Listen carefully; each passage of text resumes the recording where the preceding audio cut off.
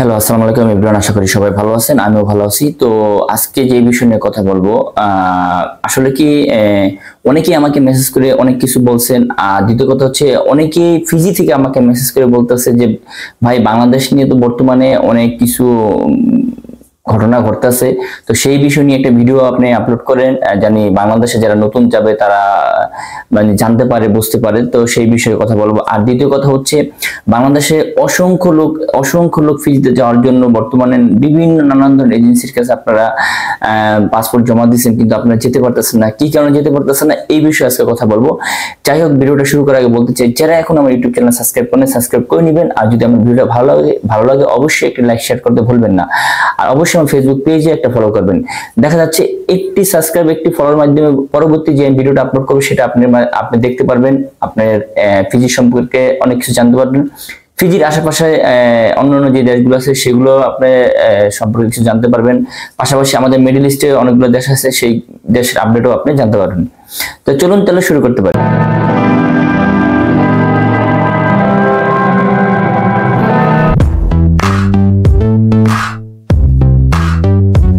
অনেকেই আমাকে মেসেজ করে নানান ভাবে, দেখা যাচ্ছে আমার হোয়াটসঅ্যাপে, আমার কন্ট্যাক্ট নাম্বারে অথবা আমার ফেসবুক পেজে আমাকে মেসেজ করে যে ভাই, আমি তো ওয়ার্ক পারমিট পাইছি, আমার ওয়ার্ক পারমিটটা দেখতে কিরকম, এটা কি আসলে কি রিয়েল না, এটা কি বুঝতে পারতেছি না। অনেকে আমাকে বলে যে আপনার ভাই ভিডিও দেখছি, ভিডিও দেখে এখন আমার একটু সন্দেহ হয়েছে, সন্দেহের কারণে আপনাকে আমি মেসেজ করছি। আসলে কি, এই যে আপনাকে ফার্স্ট আপনাদের বলছি যে আপনাদের হাতে গোনা কয়েকটা ভিসা অরিজিনাল হয় বাংলাদেশে। যারা কাদের গুলো অরিজিনাল হয়, যারা দু একটা কাজ করতে পারে ফিজির জন্য, তারাই শুধু অরিজিনাল ভিসাটা দিতে পারে। আর দেখা যাচ্ছে বাংলাদেশে তো অসংখ্য এজেন্সি আছে, কিন্তু সবাই কিন্তু ফিজি নিয়ে কাজ করতে পারে না। এখন মূল কথা হচ্ছে, ফিজিতে কি সমস্যা হচ্ছে, আমি এই বিষয়ে আপনাদের একটু আপডেট দিই। আসলে কি, ফিজিতে আমাদের বাংলাদেশে প্রচুর লোক গেছে, যাওয়াতে দেখা যাচ্ছে যে নানান এজেন্সি নানান ভাবে নানান এগ্রিমেন্ট করে ওখানে পাঠাইছে। তো এইগুলা কি হচ্ছে, এখন দেখা যাচ্ছে যে কালকে দেখলাম যে ফিজি একটা নিউজ ব্যাপারে তারা প্রকাশ করছে যে বাংলাদেশি ওয়ার্কার বাংলাদেশ থেকে যাচ্ছে, সেই ক্ষেত্রে দেখা যাচ্ছে তাদের কাছ থেকে 50,000 ফিজিয়ান ডলার নিচ্ছে। তো 50,000 ফিজিয়ান ডলার, এরকম টাকাটা অনেক বেশি হয়ে যায়। 50,000 কত টাকা, এটা আপনি হিসাব করে নিবেন বাংলাদেশে কত টাকা আসে। দেখা যাচ্ছে এই টাকাটা দিয়ে আপনি ওখানে যাওয়ার পরে কিন্তু আপনার অনেকটাই আপনি লস হবে। কেননা দেখা যাচ্ছে এত টাকা খরচ করে আপনি ফ্রিতে যাওয়া আপনার জন্য আমি মনে করি ভালো হবে না। এখন কথা হচ্ছে, এই যে দেখা যায় ফিজিয়ান পার্লামেন্টে এই আমাদের বাংলাদেশি নিয়ে অসংখ্য, দেখা যাচ্ছে যে ওরা পার্লামেন্টে যেসব কর্মকর্তারা কাজ করতেছে আমাদের বাংলাদেশি ওয়ার্কার নিয়ে তারা আলোচনা করতেছে।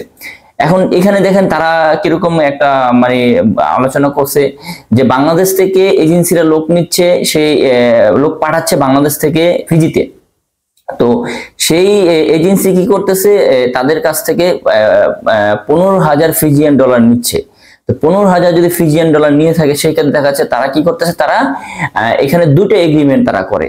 এটা দুটো এগ্রিমেন্ট কিভাবে করে, এটা তারা বললো যে বাংলাদেশে যে এজেন্সি আছে তারা একটা এগ্রিমেন্ট করে, আর ফিজিতে যে কোম্পানি আপনাকে নিচ্ছে সেই কোম্পানি একটা এগ্রিমেন্ট করে। এখন এই এজেন্সিগুলো কি করে, বাংলাদেশ থেকে এজেন্সিগুলো কি করে, বাংলাদেশে যে এজেন্সি যে এগ্রিমেন্টটা করে সেই এগ্রিমেন্টগুলো যাত্রীর কাছে দেয়, কিন্তু ফিজিয়ান কোম্পানি যে এগ্রিমেন্টগুলো করে সেগুলো কিন্তু এজেন্সি যাত্রীদের কাছে দেয় না। তো এইটা পার্লামেন্টে, ফিজিয়ান যে পার্লামেন্ট আছে সেখানে আলোচনা করছে যে বাংলাদেশি লোকেদের এরকম ভাবে তারা হয়রানির শিকার হইতেছে। এখন দেখেন, আমাদের বাংলাদেশে কিন্তু বর্তমানে প্রচুর লোক ফিজিতে কাজ করতেছে। একসময় খুবই কম ছিল, তখন এত মানে সচরাচর মানুষ জানতো না। অনেকেই বাংলাদেশের কথা শুনলে অবাক হয়ে যেত যে বাংলাদেশ কোথায়, ওরা বাংলাদেশ দেশটা আগে চিনতো না। তারা একসময় মনে করতো যে বাংলাদেশে হচ্ছে ইন্ডিয়ার ভিতরে একটা অঙ্গরাজ্য। যখন অনেক বাংলাদেশি ওখানে গেছে, যাওয়ার পর তারা বলছে যে না, আমাদের বাংলাদেশের দেশটা হচ্ছে আলাদা দেশ, আমরা একটা স্বাধীন দেশ। তো আমাদের দেশের যেই অনেক আগের যে আমাদের দেশে যে যুদ্ধ হয়েছে, স্বাধীন হওয়ার পর থেকে মানে কত লক্ষ লোক শহীদ হয়েছে, আমরা এগুলা ওখানে যাওয়ার পর আমরা অনেক ফিজিয়ানদের বলছি দেখ আমাদের দেশ এইভাবে হয়েছে। তখন থেকে তারা আস্তে আস্তে বুঝতে পারছে যে না, বাংলাদেশে আলাদা একটা দেশ। তো আসলে কি, এই যে যে সমস্যাগুলো, এখন এই সমস্যাগুলো কেন হচ্ছে? দেখা যাচ্ছে এই যে আপনি এগ্রিমেন্ট করে গেছেন, এগ্রিমেন্ট করে আপনি গেছেন ফিজিতে, কিন্তু আপনি এজেন্সি যে আপনাকে এগ্রিমেন্ট দিছে, কিন্তু ওখানে যাওয়ার পরে কোম্পানি কুতুম আপনার এগ্রিমেন্ট আরেকটা কোম্পানি গেছে। এখন সেই ক্ষেত্রে দেখা যাচ্ছে অনেক লোকের দেখা যাচ্ছে আপনি $6 করে বেতন নিচে ফিজিতে, কিন্তু সেই ক্ষেত্রে তাকে $5 দিচ্ছে, $5.5 দিচ্ছে। তো সেই ক্ষেত্রে দেখা যাচ্ছে ওই লোকে কি করছে, ইমিগ্রেশন যা রিপোর্ট করছে। এন্ড যখন ইমিগ্রেশনে যে রিপোর্ট করছে, ইমিগ্রেশনে তো এটা যাচাই বাছাই করেছে কোম্পানি, তখন দেখছে এই যে আমার কাছে এগ্রিমেন্ট, আপনার আমার কাছে এই দেখেন এই যাত্রী তো এইভাবে আসছে, এইভাবে এগ্রিমেন্ট। তো সেই ক্ষেত্রে দেখা যাচ্ছে যে প্রচুর লোক ওখানে অভিযোগ করছে, অভিযোগ করার কারণে দেখা যাচ্ছে এটা ফিজিয়ান পার্লামেন্টে মানে আলোচনা হয়েছে। এখন বর্তমানে এরকম অবস্থা হয়ে গেছে মানে 2025-এর যে আপনার বিগত 3-4 মাসে বাংলাদেশে অসংখ্য এজেন্সিরা দেখা যাচ্ছে আপনার ফিজির জন্য ফাইল জমা নিছে, তারা ইমিগ্রেশনে অ্যাপ্লাই করছে, কিন্তু তাদের একটা ভিসা আসতেছে না। কেন আসতেছে না? এই সব ভিসাগুলো কিন্তু ইমিগ্রেশনে আটকাই দিছে। কেন আটকাই দিছে? ইমিগ্রেশনে গেছে, প্রচুর ওরা রিপোর্ট করছে, ওখানে অনেক সমস্যা অভিযোগ করছে যে বাংলাদেশ সরকার এখানে আসছে, আসার পর নানান সমস্যায় পড়ছে। সেই ক্ষেত্রে দেখা যাচ্ছে পরবর্তীতে নতুন করে যে লোকগুলা যাচ্ছে, সেগুলা দেখা যাচ্ছে যে অনেকগুলা তারা ফাইল আটকায় রাখছে। কেন আটকায় রাখছে? যেগুলো তাদের সন্দেহ হয়েছে ওগুলো তারা আটকায় রাখছে, যেগুলো তাদের সন্দেহ নেই তারা ওইগুলো ওয়ার্ক পারমিট দিয়ে দিছে। এখন মূলত ওয়ার্ক পারমিট তো হইতে বেশি দিন সময় লাগে না। ওয়ার্ক পারমিট হয় আপনার 21 ওয়ার্কিং ডের ভিতরে একটা ওয়ার্ক পারমিট বের হয়ে যায় যখন আপনি ফিজি ইমিগ্রেশনে অ্যাপ্লাই করবেন। যখনই আপনার সমস্যাটা হবে তখনই তারা কি করে, ওই ফাইলটা আটকায় রেখে দেয়। এখন এই কারণে দেখা যাচ্ছে বাংলাদেশের থেকে লোক বর্তমানে মানে অনেকে আমাকে বলে যে ভাই আমি তো 6 মাস 5 মাস 7 মাস হয়ে গেছে আমি অ্যাপ্লাই করছি, কিন্তু আমাকে রিসিপ্ট কপিটা দিচ্ছে, কিন্তু আমার ওয়ার্ক পারমিট এখনো বের হয় নাই।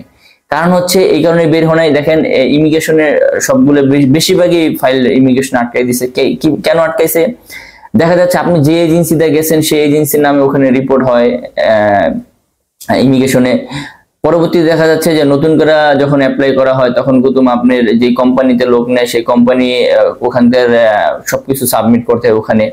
তো সেই ক্ষেত্রে দেখা যাচ্ছে এই ফাইলগুলো ইমিগ্রেশন আটকে রাখার কারণে দেখা যাচ্ছে সবার ওয়ার্ক পারমিট এখন বর্তমানে বের হচ্ছে না। হ্যাঁ, বের হচ্ছে, যেগুলা মানে সবকিছু অ্যাকুরেট আছে, সবকিছু ডকুমেন্ট ঠিক আছে, তাদেরটাই বের হচ্ছে। সেটাও হাতে গোনা কয়েকটা, অল্প, মানে আহামরি কিছু না। তো যাই হোক, এই অনেকে আমাকে বলে যে ভাই বর্তমানে কেন ওয়ার্ক পারমিট বের হচ্ছে না? বর্তমানে এই কারণে বের হচ্ছে না যে এই আমাদের বাংলাদেশে ওয়ার্কার নিয়ে বর্তমানে ফিজিয়ান গভর্নমেন্ট অনেক মানে আলোচনা হইতেছে ওখানে। সেই ক্ষেত্রে দেখা যাচ্ছে ওখানে নিয়ম কানুন অনেকটা হার্ড, আইন কানুন অনেক হার্ড হয়ে গেছে। তো এই কারণে দেখা যাচ্ছে যে বর্তমানে ওয়ার্ক পারমিট ওরকম দিচ্ছে না। এখন আমি একটা পোস্ট করছি, ধরেন গত 2 দিনে আমি একটা পোস্ট করছি, সেই পোস্টটা মানে ভালো ভাইরাল হয়েছে। সেই পোস্টটা শুধু ফিজিয়ান লোকরাই দেখছে। আসলে কি ফিজিয়ান লোকেরা, যেখানে ফিজিয়ান দেশে যে লোকেরা কাজ করে বেশিরভাগ দেখবেন বিভিন্ন দেশের লোক ওখানে আইসা বসবাস করলে পরে সিটিজেন হয়েছে। বেশিরভাগই কিন্তু দেখুন আফ্রিকার অঞ্চলের লোকজন বেশি ওখানে, যেগুলো কালো টাইপের যে লোকগুলো আফ্রিকান লোকরা কিন্তু ওখানে দেখা যাচ্ছে বিভিন্ন কোম্পানিতে কাজ করে। কিন্তু ইন্ডিয়ান যেগুলো বংশধর আছে সেগুলো তারাই কিন্তু ওখানে বড় বড় কোম্পানির মালিক তারা। এখন আমার সেই পোস্টটাতে এরকম ভাইরাল হয়েছে যে আমি এরকম ভাবে একটা পোস্ট করছি যে আমাদের বাংলাদেশের লোকদের নিয়ে। তো সেই ক্ষেত্রে 100-র ভিতরে 90% ফিজিয়ান যেই আফ্রিকান অঞ্চলে যে লোকগুলো আছে তারা ওখানে কমেন্ট করে বলতেছে যে আমরা আমাদের দেশে বাংলাদেশি ওয়ার্কার চাই না। এটা তারা বলতেছে যে আমাদের দেশে আমরা বাংলাদেশি ওয়ার্কার চাই না, এটা তারা বলে। কিন্তু সেখানে যেই ওই আফ্রিকান লোকেরা যে কমেন্ট করে সেটার ভিতরে আবার দেখে ইন্ডিয়ান লোকেরা আমাকে ওখানে কমেন্ট করে যে তুমি বাংলাদেশি ওয়ার্কার এখানে চাও না, তাই তুমি তোমার দেশে চলে যাও, তুমি এখানে কাজ করো না, তুমি আফ্রিকা চলে যাও, তুমি ফিজিতে কাজ করো কেন, তুমি ফিজিতে আসো কেন? তো এটা কেন বলছে দেখেন, আমাদের বাংলাদেশে ওখানে যাইয়া মানে এই যে লেবার সেক্টরে যে কাজগুলো আছে সেগুলো কিন্তু দখল করে ফেলাইছে। তো তাদের সমস্যা হইতেছে, তারা কিন্তু ওরকম ভাবে কাজ করে না। আমাদের বাংলাদেশে যেভাবে কাজ করে তাদের কাজ একবারে সোলো, মানে কি বলবো, দেখা যাচ্ছে 2 ঘন্টা কাজ করেন তারা 10 মিনিট জিরায়। আর আমাদের বাংলাদেশে 2 ঘন্টা কাজ করে 2 ঘন্টা কোনো জিরানোর কোনো সুযোগ থাকে না, আর জিরায়ও না, ওরকম ভাবে কাজ করে। এই জন্য দেখা যায় বাংলাদেশের লোকেদের ওখানে যারা ইন্ডিয়ান যে কোম্পানি আছে তারা ভালো জানে, ভালো দেখে। কেননা দেখা যায় ফিজিতে কোনো বড় বড় বিল্ডিং ছিল না, সেই বিল্ডিং গুলো এখন আমাদের বাংলাদেশের লোক দিয়ে বানাইতেছে। একসময় ওখানে যখন অন্যান্য দেশের লোকের কাজ করতো তারা কোথাও এরকম বড় বড় বিল্ডিং বানাইতে পারে নাই। তো আমাদের বাংলাদেশি লোকেরা ওখানে গেছে, ইন্ডিয়ান যে কোম্পানিগুলো আছে তারা ইন্ডিয়া থেকে ইঞ্জিনিয়ার নিয়ে গেছে, ইঞ্জিনিয়ার নিয়ে দেখা যায় বাংলাদেশি যে ওয়ার্কার গুলো ওখানে কাজ করতেছে তারাই কিন্তু দেখবেন বড় বড় এখন 5 তলা 10 তলা ফিজিতে বিল্ডিং হইতেছে, সেগুলো একদম পুরোপুরি আমাদের বাংলাদেশি লোকেরাই বানাইতেছে। তো এগুলো একদম বেশিরভাগ মালিক হচ্ছে ইন্ডিয়ান বংশোদ্ভূত, মানে ফিজিয়ানি ইন্ডিয়ান বংশোদ্ভূত। তো আফ্রিকার ওখানে যারা আছে মানে ফিজিয়ান যেগুলোকে বলে, ফিজিয়ান খুবই অল্প কোম্পানির মালিক, বেশিরভাগ ইন্ডিয়ান মালিক। ফিজিয়ান যেগুলো আছে তারা কিন্তু দেখা যাচ্ছে নানান জায়গায় কাজ করে, কেউ বাসা বাড়িতে কাজ করে, কেউ দেখা যাচ্ছে ও ফিজিতে দেখা যাচ্ছে দারণের কাজ করে, কেউ দেখা যাচ্ছে ফ্যাক্টরির ভিতরে কাজ করে, মানে ওখানে ছোটখাটো যে ফ্যাক্টরি গুলো আছে এগুলোর ভিতরে। তো বাংলাদেশিদের জন্য দেখা যাচ্ছে ফ্যাক্টরি ওয়ার্কার ওখানে নেয় না, কারণ ফ্যাক্টরি ওয়ার্কার বেতন কম, ওদের অনেক বেতন দেয়, আমাদের থেকে অনেক ওদের বেতন দেয়। আর দ্বিতীয় কথা হচ্ছে ওদের ভালো ভালো সেক্টরে ওরা নেয়, কেন দেখা যাচ্ছে ওরা ইংলিশ কথা বলতে পারে ভালো, আমাদের তো ওরকম মানে ইংলিশ ওরকম ভাবে আমরা বলতে পারি না। মোটামুটি আমরা বাংলার পাশাপাশি হিন্দিটা একটু ওখানে গেলে দেখা যায় যারা কাজ করে তারা একটু আস্তে আস্তে শিখে যেতে পারে, সেই ক্ষেত্রে দেখা যায় বাংলাদেশিরা হিন্দিতে কথা বলতে পারে। তো যারা তো ইংলিশে পারে তাদের ওরকম অনুযায়ী তারা কাজ নিয়ে যায় এখান থেকে।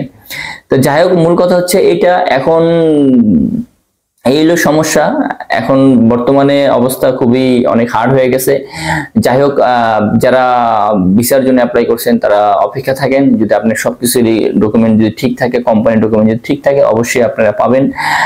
আর যদি ঠিক না থাকে তাহলে সেক্ষেত্রে ইমিগ্রেশন থেকে যখন রিজেক্ট করে দিবে তখন আপনারা আপনাদের যেই কোম্পানির মাধ্যমে আপনারা যাচ্ছেন, যে কোম্পানি অ্যাপ্লাই করছে সেই কোম্পানি জানতে পারবে যে আপনার ভিসাটা রিজেক্ট হয়ে গেছে, তখন সেক্ষেত্রে এজেন্সিকে বলবে, এজেন্সি আপনাকে বলে দিবে যে আপনার ভিসাটা রিজেক্ট হয়েছে, পুনরায় আবার অ্যাপ্লাই করতে হবে। যদি আপনার সব ডকুমেন্ট ভালোভাবে সাবমিট করতে পারেন সেক্ষেত্রে আপনি পুনরায় অ্যাপ্লাই করলে অবশ্যই পাবেন। আর যদি ডকুমেন্ট ভালোভাবে সাবমিট করতে না পারেন সেক্ষেত্রে আপনি পুনরায় আবার অ্যাপ্লাই করলে রিজেক্ট হওয়ার সম্ভাবনা বেশি থাকে। তো সমস্যা নাই, অনেকে বলে ভাই রিজেক্ট হলে কি পুনরায় অ্যাপ্লাই করতে পারবো? হ্যাঁ, রিজেক্ট হলে পুনরায় আপনি অ্যাপ্লাই করতে পারবেন, এটার জন্য কোনো সমস্যা হবে না। তারা দেখবে আপনার ডকুমেন্ট, দেখবে আপনি যেরকম ডকুমেন্ট দেখবে ওখানকার কোম্পানির ডকুমেন্টও তারা দেখবে, সবকিছু যদি লিগ্যাল থাকে অবশ্যই আপনাকে ওয়ার্ক পারমিট দিবে। তো যাই হোক, এই নিউজটা অনেকে জানেন না, এই জন্য নিউজটা করা হঠাৎ। আর আপনারা কোন ধরনের ভিডিও চাচ্ছেন আমাকে সাজেশন করবেন, আমি চেষ্টা করবো ওই সব ধরনের ভিডিও আপলোড করার জন্য। সবাই ভালো থাকবেন। আজকে এই পর্যন্তই, আবার নতুন এক ভিডিও নিয়ে আপনাদের মাঝে আসবো। আজকে এই পর্যন্তই, খোদা হাফেজ।